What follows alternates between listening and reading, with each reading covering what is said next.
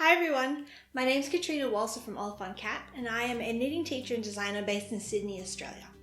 And welcome to my monthly knitting podcast, On the Needles. It's currently September of 2023 and this is episode 23 of my podcast. So thank you for joining me and I'll go over everything I've been doing for the last month or so.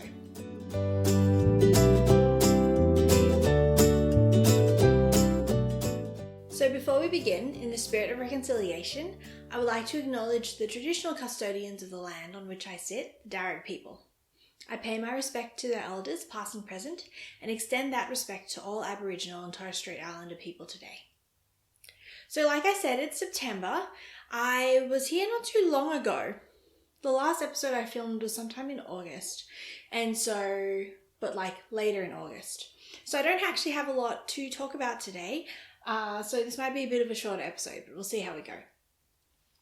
So if you're new here, welcome. I'm really glad you found me. I don't know how, but I'm really glad you did. If you want to say hi, pop a comment down below. Let me know where you found me and where you're watching from, because it's always really nice to get to know the new people who are around. I do reply to all the comments. It just takes me a while sometimes. But thank you to all of you who left a comment last time. It was really great. And I will be talking a little bit more about everyone's suggestions for the questions that I asked and stuff later in the episode. Also, if you're new here, or if you missed last episode, one thing just to let you know is that I am pregnant, which I'm very excited about. But if that's something that is a sensitive topic for you, I will be mentioning it a bit as I go, and I'll be talking a lot about baby knits. So if you need to tap out at this point, that's totally fine. I had an interesting journey trying to get pregnant, and even through the actual pregnancy so far, so I completely understand. So I hope you're well and you're looking after yourselves, but if you need to pop out now, totally fine. Also, if you're looking for me elsewhere on the internet, all of the links to my other places where you can find me are down below. So Instagram and Ko-fi and Ravelry and my newsletter. If you are looking for a way to support the show or just my knitting in general, then the best way is either buying me a coffee or grabbing a pattern off of Ravelry. Thank you so much to everyone who's been doing that. I do know that there are some of you who have come from YouTube and bought knitting patterns because of the podcast. Ravelry gives you some tools to see where people came from.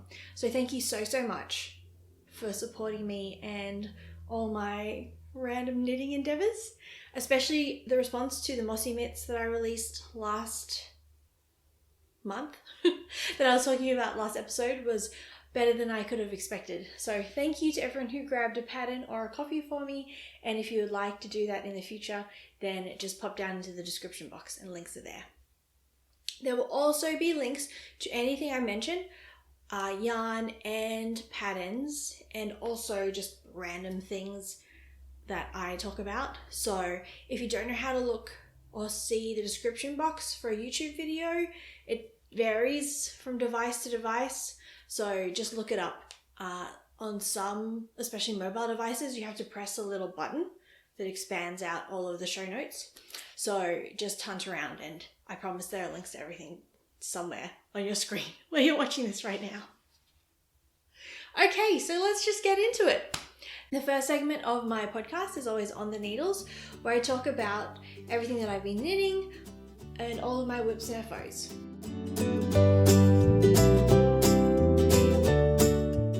So whips that are carrying over from last episode, I did finish the tiny cardigan that I was going to be donating to the Red Nose Foundation. I forgot to bring it. It's somewhere in my cupboard, but it looks exactly like the one that I showed you in the previous episode. So if you'd like to see it and hear more details about that, just go take a look to last month's episode.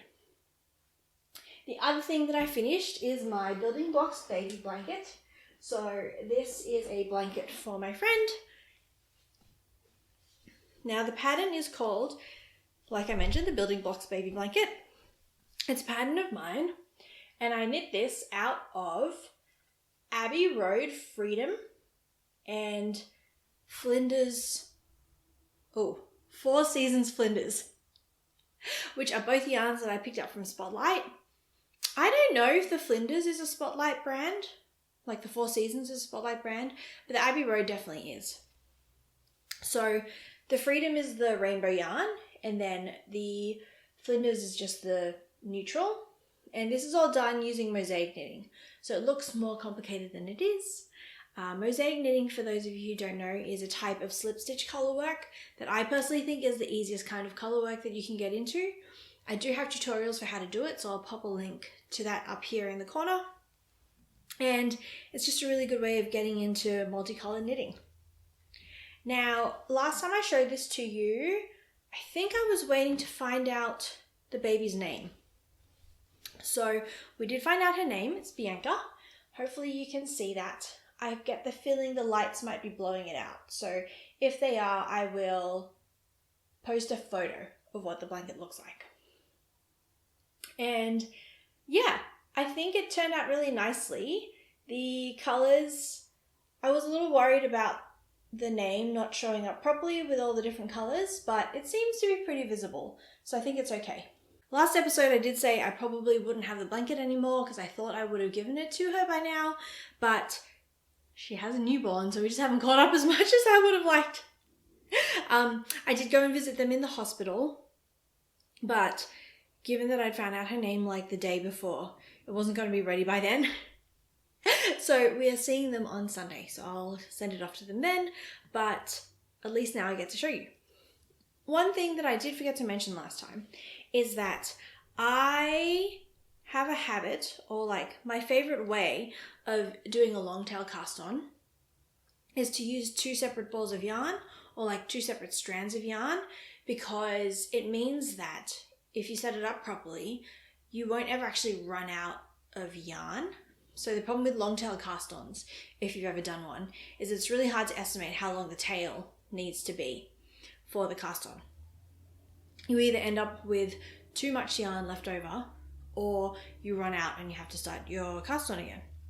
So I have a tutorial to explain what I mean, but essentially what you do is that instead of measuring a tail and then starting from like the folded over section of where the tail folds over to the rest of the ball, you just actually start with two separate strands of yarn that are coming from two separate balls. And that way you have as much yarn as you need and you just go for it and you cast on. And then when you're done, you just cut one of the balls and you keep going. Now I did that for this, but the problem that I didn't really anticipate is that because the yarn is multicolored, my two separate strands were different colors and they weren't next to each other in the gradient. So this is my cast on edge. Hopefully you can see that there's just a random stripe of green in there. And that's from the other ball of yarn that I used when I cast on. So I wasn't loving it, but when I got to the other end of the blanket, I actually ran out of yarn literally in the last row. I finished the last row of knitting and then I just didn't have enough yarn to cast on. But I did have some cotton in a green. So I just bound off with that colour, just there on the edge. And so it was 10 ply instead of 8 ply, and the rest of the yarn was 8 ply, but it's just the bind off, so it doesn't matter. And so even though I didn't love that random green stripe, at least it matches now on the other end. And that's my Building Blocks baby blanket. Okay, so that's my only FO that I have to show you. The other two projects I have are whips. So firstly, I did what I said I was going to do at the end of the last episode, and I cast on a jumper. So this is called the Swirl Topper. It is a pattern by Nora Gorn. I will pop a picture of what it looks like up here on the screen, but as you would know if you've been here for a while, I tend to use patterns more as inspiration than actual instructions. So surprise, surprise, there are lots of mods that I've made to this jumper so far. So this is what I have on the needles. It doesn't look great because the cable is quite small. When I tried it on, I had to put the stitches onto some of my, what do you call them? Barber cords. They're barber cords, but they aren't actually barber cord branded. My like stitch holdery tubing things. And so I will try and pop some video or photos of me trying this on up here on the screen if I get a sec to take some. But this is what it's looking like so far. So, the mods, many mods. First off, I'm knitting this in a completely different weight of yarn. So the pattern is written for Aran weight yarn. Aran is somewhere between 10 and 12 ply. And I'm knitting it in 2 strands of 8 ply held together, which ends up being sort of close to 12 ply, maybe a little bit chunkier, a little bit more on the 14 ply side. So it's much thicker. So this yarn is from Knitcraft and Knittery, who are a yarn dyer who are no longer in operation. So this is really deep stash. I bought this yarn maybe a good 5 or 6 years ago, maybe longer even. And it's just been sitting around waiting for a project. It's this gorgeous neutrally pink color. I think the colorway was called Missy Z or Missy Z. And it's in non-superwash merino. So I haven't used a lot of non-superwash merino. It feels really nice. It's super squishy, and I'm excited to see how it holds up and compare it with superwash merino, which is what I'm more used to using. But it feels really nice so far. So because I changed the yarn weight, I did have to do a bit of maths to calculate what needle size and what size of the pattern I should be knitting. So I did a swatch. I have made a jumper in 2 strands of 8 ply held together before, so I knew that I wanted to hit about a 6.5mm needle because that's what I used last time.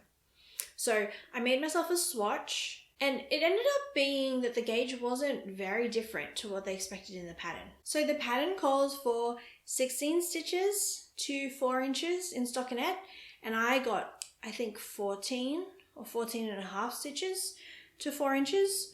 So it's a decent enough difference, but it's not so bad. I was worried that my gauge would be so off that I'd have to make something smaller than a size 1, but after sitting down and figuring it out, turns out that I could make a size 2 and it would fit me fine. So I went ahead and did that. So the first modification I made is that I wasn't super happy with the neck.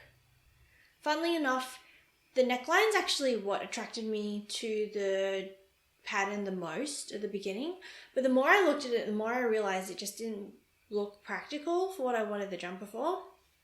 So the reason I wanted this jumper is that I want some knitted jumpers that I can use as outerwear, essentially. So it doesn't get too cold in Sydney. It's not like you need a big winter coat a lot of the time. So it does mean that you can wear knitwear as the outermost layer of an outfit during the winter. But if I'm going to do that, generally I want it to be quite thick and very warm. And so I didn't think that having an openish neck would be a good idea for that. So I decided to convert it to a turtleneck instead. I thought this would be relatively simple, but I ended up spending 2 or 3 hours going down a rabbit hole trying to figure out how to make it work, because I was being picky and I wanted to make it so that the ribbing flowed into the cables. So if you can see here, oh, there's a string. So if you can see here, the ribbing turns into the cables. So these ribs here become the like strands of the cable pattern. Now the reason it took me so long to figure out is that I had it in my head that I wanted it to be a 2x2 rib, and I kept trying to make the ribbing work with the cable chart. And I finally hit upon the fact that I could do a 2x1 rib. So this ribbing up here is 2 knit stitches and then 1 purl stitch, as opposed to the more traditional ribbing where the number of knit stitches and the number of purl stitches are equal. I think it turned out fine. I was a little skeptical at first, but it worked out. The one thing that I didn't really think about is that I wanted to have a fold over turtleneck, and because the ribbing is unequal, it actually looks different on the inside. So it's quite different, this style of ribbing here on the inside as compared to this ribbing here on the outside. But I don't hate it. I think it looks fine, and it actually adds a bit of visual contrast, which is nice. It does sort of take away from the fact that the ribs flow into the cable because you can't see it as much, but I don't mind. I think it still looks good. So if you're curious to see how I did that, if you want to make one of your own, I put the notes on my Ravelry page, and I think it should work for all the different sizes. Yeah, I got to the point where it would work for all the different sizes. So give that a shot, see how you go. The other main modification I made is to the increases.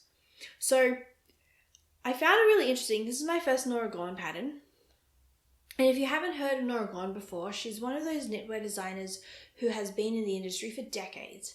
And I know her as like one of the definitive resources on cables. She literally wrote a book a couple of years ago called the Knitted Cable Source Book or something like that. And yeah, she just really knows her stuff. So I was very excited to try out a cable pattern of hers. But I was interested in seeing which increases she chose because I didn't really like them, to be honest. So the reason there are increases is because it's a circular yoke, and so you do have to increase as you go down towards the bust from the neckline. And the increases that happened in the knit sections of the pattern were just regular make ones, so that was fine. But in the purl background sections, wherever there was an increase, it was an increase that I've seen before, but I've never actually used. So, oh, I just realized I was pointing the wrong bits. So in the knit sections, it was all M1s, but in the purl sections, it was this type of increase where on one row, you do a yarn over, and then on the next row, you do a knit one through the back loop into that yarn over. And so essentially what you're doing is that you're making an increase that looks like a hole, but then you sort of close the hole up on the next row because you're knitting through the back loop, and that sort of tightens it up. But there was something about the way that I was doing it, or I just don't love that increase. But essentially the hole just wasn't closing up for me in the way that you would like it to. And also because you're knitting through the back loop, but it was an increase in a purl section, you got these really obvious like knit stitches sitting amongst the purls. And so it just wasn't working. So I ripped back to the first increase round, and what I did is I replaced all of the increases with a different kind of increase that I like better. So I ignored all of the yarn over stitches, and then on the next round where you're meant to knit through the back loop, I did a make one purl instead. And that worked out much better because now they're purl increases as opposed to knit ones. And so it just looks a lot better, and they're just sort of sitting in there and you can't really see them. The other change that I made to the increases is that there was one place where there was a purl increase and then a knit increase pretty close to each other on subsequent rounds. And it also was making this really obvious looking hole. So I moved a bunch of the increases one stitch to the right. I do wish I hadn't done that, because if you look at the photos of the original pattern, there's this very obvious looking line that sort of almost looks like a saddle shoulder sitting down the shoulder seams. And the way that I move the increases around means that you don't get those lines quite as obviously. It's very subtle, and I'm probably just being nitpicky, but if you do make this pattern, don't move the knit increases around. I recommend making the purl change that I made, but leave the knit increases alone. So I think the next thing to do is some short rows and then the sleeve separation. And then from there, it's just like a stockinette body. And I am planning on making this very cropped, so it should be pretty quick going from here, hopefully. And the other project that I have on my needles at the moment is another baby blanket. So one of the things that I've found when I'm pregnant is that for some reason, all of my friends only get pregnant too. I don't know what it is. I'm not sure why this happens, but when my daughter was born, so she was born in January. So between the October before and the March after her, I think I had 8 or 9 babies born in my life who were close enough to me that I wanted to make them either a baby blanket or a substantially large knit item. It's happened again this time around. So between Bianca, who was born about a month ago now, up until March of next year, I think there are 5 or 6 babies who are going to be born to people who are close enough to me to warrant a largish knit. So there's going to be a lot of baby knitting in my future. So this is the next blanket that I'm working on. The pattern is called Slips and Splotches. It is a pattern of mine. One of the nice things about knitting for babies is that it gives me an excuse to go back and revisit some of my older knitting patterns, because I have actually published quite a few baby blanket patterns. And I'm just going to finish this row while I talk to you about it, just so that it's easier to show you. So Slips and Splotches is a blanket that I wrote for Knit Now, who are a magazine in the UK, and it was published maybe back in 2020. It was a while ago now. And it is also slip stitch knitting, but it isn't mosaic. The difference is very subtle, but don't worry too much about it if it's something you aren't used to. Just, it's also very easy color work. The only thing with this blanket is that it has a lot of different colors involved.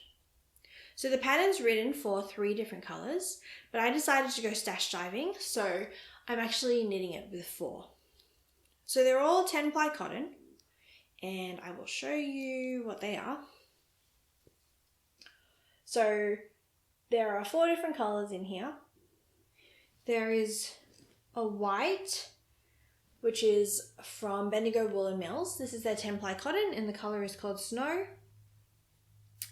And then the gold and the yellow are also BWM 10-ply cotton. This one's called Golden Glow, and this one's called Daffodil, I'm pretty sure. And then the last one is from We Are Knitters. It's left over from a shirt that I made of theirs, and this is the cotton in terracotta. So they're all 10-ply yarns. And then if you'll notice, I also have a 5th ball, which is the white again. So the reason that I have so many balls and so many different colors is that I really wanted to make a scrappy blanket, because I did have some substantial cotton scraps, and I thought they all came out looking nicely together. I was a little skeptical of the white, because it is a very white. It's definitely not cream, it's not off color, it's just white. And I was worried it would be a bit too bright, but I think it's working out okay. I am a little worried that I have put my friend in for a bit of a hard time, because the white makes up the border down here. So there are some pretty significant white bits. Hopefully that isn't too much of a problem. It is machine washable, so it should be okay. Now, if you'll notice, there are strands going everywhere. So that's my main pain point with this blanket at the moment. Basically, the way that you work it is that to get the nice border on the edges, so there's a border on this edge and a border on that edge, you actually connect a second ball of the main color to the edge here. So you've got one ball of the main color at the start and also one ball of the main color at the end, so that when you're doing rows that aren't in the main color, you work a little bit of the main color, you work the stripy section in the middle in the color that you're using, and then you switch to the other ball of the main color and you do the border at the other end. So that introduces an extra ball of yarn. Plus, because I didn't have enough of the 2 yellow colors to make a whole blanket, I ended up deciding to split the rows of one of the colors into 2.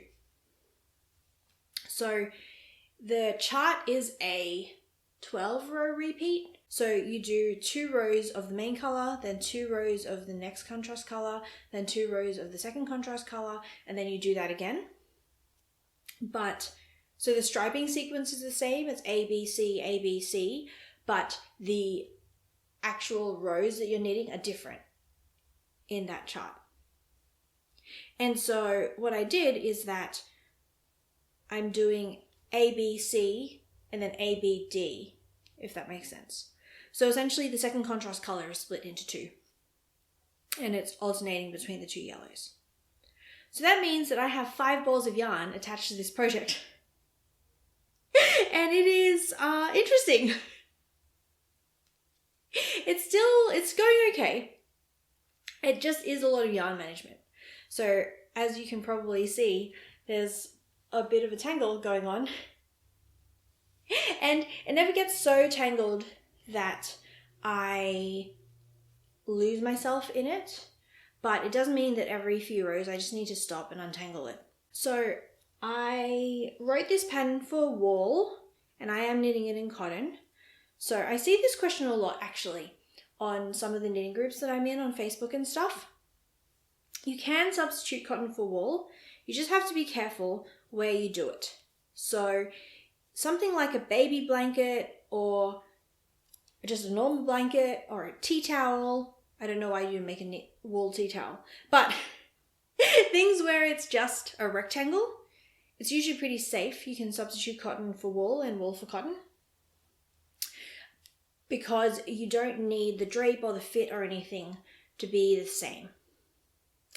But the place you have to watch out for is when you're making garments or beanies or anything like that, because cotton doesn't stretch in the same way that wool does. So wool has what's called memory, where if you stretch it, it will sort of spring back to what you originally had it as. But cotton doesn't do that. Often when it stretches, it just stays stretched. So this is especially a problem for ribbing. Don't do ribbing in cotton. It doesn't go well a lot of the time. Or at least you can do it decoratively, but don't do it for elasticity purposes because it will not shrink back in the way that you want it to. So yeah, that's my little spiel about substituting cotton and wool. You can definitely do it, especially for things like baby blankets. And I love knitting cotton baby blankets because cotton in general is it's not entirely hypoallergenic, but it's less likely that a baby is going to have a sensitivity to cotton than wool. And also most cottons are machine washable. For some reason, both the BWM cotton and the We Are Knitters cotton say that they're not, but I'm pretty sure I've thrown this stuff in the washing machine and it's been fine. So yeah, I've untangled all the yarn now, and so I can probably show it to you a bit more easily. So this is what it looks like. And these are the borders that I was talking about. So it has a garter stitch border here on the edge, and then the colour work part in the middle, and then another border over here on the edge as well. I'm really liking the colours together. It's very autumnal, which works well because this is going to a baby who's going to be born in the Northern Hemisphere in October. So she is going to be an autumn baby. And I have no idea what the dimensions of this are going to end up being. I just cast on the number of stitches that it said in the pattern, but I'm just going to keep knitting until one of the balls runs out. And then that's as big as the baby blanket's going to be. My current bet is that it's going to be the white that runs out first, because it seems to be that that's what's running the lowest. But I will tell you next month. Hopefully I'll have this done in the next week or so. So I should have it next month as a finished object, and I can tell you if my guess about the white running out first was correct. So that's all I've got for you today, actually, knitting-wise. Those are all my whips and FOs. There's only 2, which is actually how I like it. I generally keep the number of whips that I'm working on to 2. Just helps my brain sort of calm down when I don't have a giant queue of whips. And they're both pretty big projects, so it's sort of slow going, but I get the feeling I'll have them both done by the end of the month. So I should have something new to show you next month.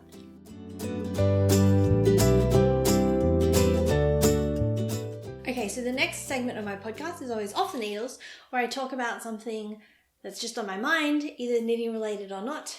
This time around, it's definitely not knitting related.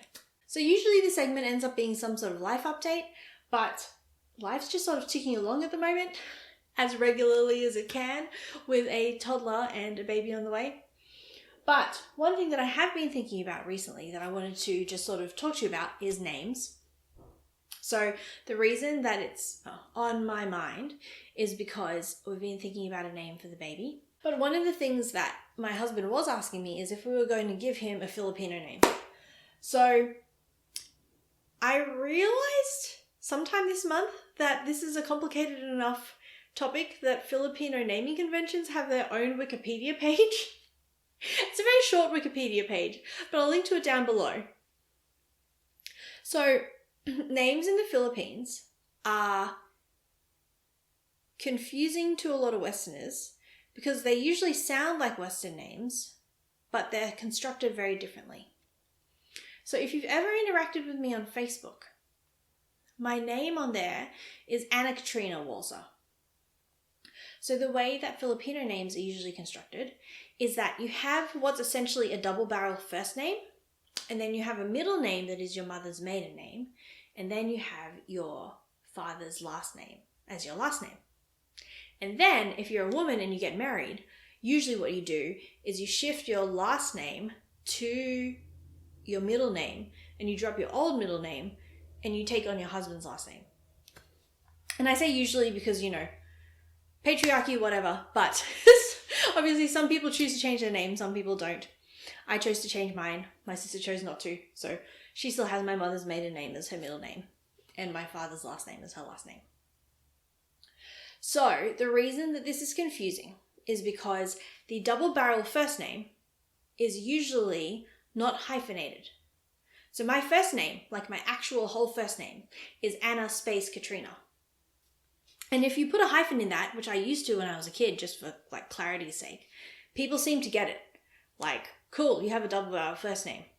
But as soon as you drop the hyphen and you have a space, people are just like, oh, your first name is Anna, and Katrina must be your middle name. Which, I get, totally makes sense why people assume that.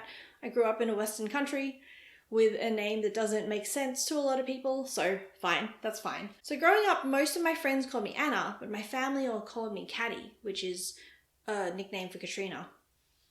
Because the other kink in this whole thing is that within your double-barrel first name, the second half is actually the more important bit, and everyone just sort of ignores the first half. It's basically treated like a middle name would be treated in a Western name. So just to emphasize this point, every second woman you meet in the Philippines will probably be named Maria something. And my mum and literally all of her sisters are named Maria something. And obviously they weren't all running around being called Maria. It was just essentially what we would treat as a middle name here in Australia or in any other Western country. So I decided about a decade ago that I just wanted everyone to call me the same thing.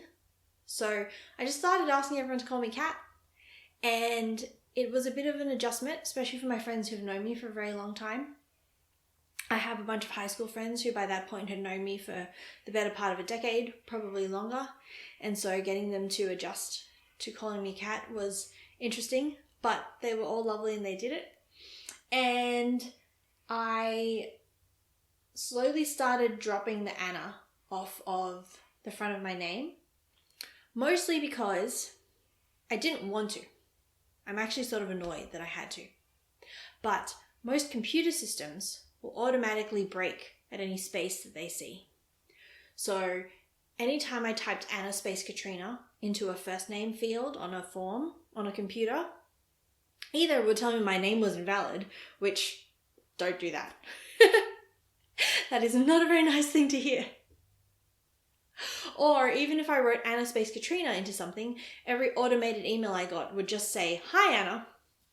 And it was starting to annoy me. So I just started writing Katrina Walser everywhere. Well, after I got married. Before that I used my maiden name. So that's why if you've ever interacted with me on Facebook, it says Anna Katrina, which I know confuses a lot of people. But Facebook's the last sort of holdout I have where I use my real name because I just can't be bothered changing it. And most of the people who I'm friends with on Facebook, I've known for years and years and years, and so they know me as Anna Katrina anyway, so that's fine. So yeah, that's my little spiel on naming conventions. Bringing it back around to the baby naming discussion. Because we are living in Australia and we don't intend to move back to the Philippines anytime soon, we decided that we'd just keep our kids' first names as their first names. But we did do the thing where we gave them my maiden name as a middle name. So my daughter has a first name and then 2 middle names, which is like a given name and then my maiden name, and then Walser. And we'll probably do the same thing with the boy. We just haven't decided yet what those names are all going to be. We've just decided on the first name. But we'll figure that out later. So if you are a software engineer or someone who works on computer systems, and don't laugh, I was a software engineer and I met a lot of people in my line of work who knit. And even now in my knitting groups, it feels like a lot of people are either writing code or somehow involved in the software industry. If you're curious to learn more about names and how you should code your systems so that they don't tell people their names are invalid, which again always feels really mean, there's a really great article that's called something like 20 Misconceptions About Names that you should go read, because it is a really good read and it's very informative about what you should and shouldn't be doing when you ask people to input their names.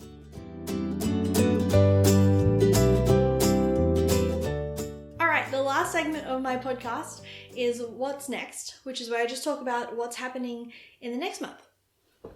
So I am still planning on releasing Trigonometric, which is a pattern that I wrote for Making magazine last November.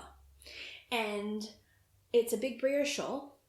I've rewritten the pattern to fit into my format, and it has been tech edited. Sylvia, if you're watching, thank you so much. I'm just putting the finishing touches on that. I'm not planning on testing it because it was a pattern that was published previously. The only thing I need to do is talk to Erica, who runs By Corolla Down Under, because the pattern's written for her yarn, and I just want to make sure that timing and stuff works for her. But I'm hoping to release it by the end of the month. So next episode, I should have a pattern and a link and a discount code for you all. In terms of what I'm planning on knitting next, so I do have plans to make baby knits for my own baby. Took me a while to decide what to do, and thank you so much to everyone who left me comments with suggestions for what I should make. I was wondering a little bit what I should make for a summer baby, especially a summer baby boy, because normally I would just knit dresses if it was a girl, but wasn't really too sure what to do for a boy. And the overwhelming feedback I got was that cardigans are great, even though it's summer. Mostly because air conditioning is a thing that exists. I was already planning or like half thinking I should make a cardigan, but this just sort of re-emphasized that fact. So thank you so much for everyone's feedback, and I will go through the rest of the comments and see what else everyone was saying. I had a friend who mentioned that vests are really handy as just like an extra sort of lightweight layer, so that could be something fun to look into as well. So the cardigan I'm planning on making is the cardigan I always make for newborns. It's called Newborn Vertebrae. So Vertebrae is a open front cardigan that comes in lots of different sizes, but the designer, and I cannot think of her name right now, I will put it on the screen, she actually published the newborn size for free. So I have one here. This is one that I made a while ago. It's just been sitting in the donation bin for a while. I need to just send it off, but I haven't yet. But it is just a simple sort of open front cardigan, and you can do the band and the cuffs in a contrast color or not. I will probably do mine in a contrast color because I have a lot of fingering weight scraps that I can use as a nice contrast for the edges. But what I don't have is a single skein of fingering weight or 4-ply machine washable yarn for the main colour. So it's actually Fiberfest on the weekend, which is a big knitting festival here in New South Wales. It's pretty close to Sydney this time around, which is nice. It's only about an hour's drive away from where I live. So I'm going to head up to Fiberfest on the weekend and see if I can find a nice hand-dyed skein of yarn. And hopefully we'll have a nice sort of heirloom jacket for him and I can wrap him up in it in the hospital. I am going to stop making clothes after that just because I have no idea what size he's going to be. We think he's going to be quite small. The doctors are pretty sure he's going to be quite small. And so I don't really know what I should be knitting or what sizes I should be knitting. So aside from the jacket, I'm just going to wait and see what he looks like when he pops out, and then I'll think about things from there. The other thing I'm going to make is a baby blanket. So I liked the way that the Rainbow Building Blocks baby blanket came out enough that I went ahead and bought the same combination of yarn, just in different colors. So this color up here is called Sea Mist, and the grey down the bottom is just stone or slate or something. What is this? Silver. It's called Silver. I was a little worried that the contrast might be a little bit low, but I did that thing that people suggest where I took a photo and then I put a black and white filter on the photo, and that's actually meant to help you figure out if there's enough contrast between the different colours, and it looked like there was, so I think it should be okay. The one thing that I want to try doing is inverting the colours. So this one, the neutral is the background, and then the pattern is essentially the multicoloured yarn. I'm going to try doing it the other way around. So the background is the multicoloured yarn and the pattern is in the grey. And I'm hoping that'll help the name stand out a little bit more too. So I'm going to give that a shot. I am actually going to knit the name first. So usually with this blanket, what you do is you knit the whole blanket and then you add the name to the end. And I actually designed it that way so that people could knit the blanket, and then once they found out the baby's name, they could add the name to the top. But since we already know what we think we're going to call him, I'm actually going to do the name first just to experiment to see if the colour combination is working out okay and then the name standing out enough. And then if it looks fine, then I'll knit the rest of the blanket. So yeah, those are what I'm doing next. So hopefully I'll have those on the needles next time I talk to you. So that's basically all I've got for you today. Thank you for spending your morning or your afternoon or whatever knitting time it is you've been doing with me. I know I said this was going to be a shorter episode, but I feel like I've been talking for about an hour. But also a lot of that's been outtakes. I think I'm a little bit out of practice talking to the camera. So thank you for spending however long it's been with me. And if you like this video, please make sure to hit the like button down below because that helps YouTube know that people find it interesting and it shows it to more people. And if you are a newer viewer and you'd like to subscribe, you can hit the subscribe button down below or my face right here. And if you'd like to catch up on previous episodes, there's a whole playlist of them right here. But other than that, I've been Kat from Oliphant Cat, and I will see you next month. Happy knitting!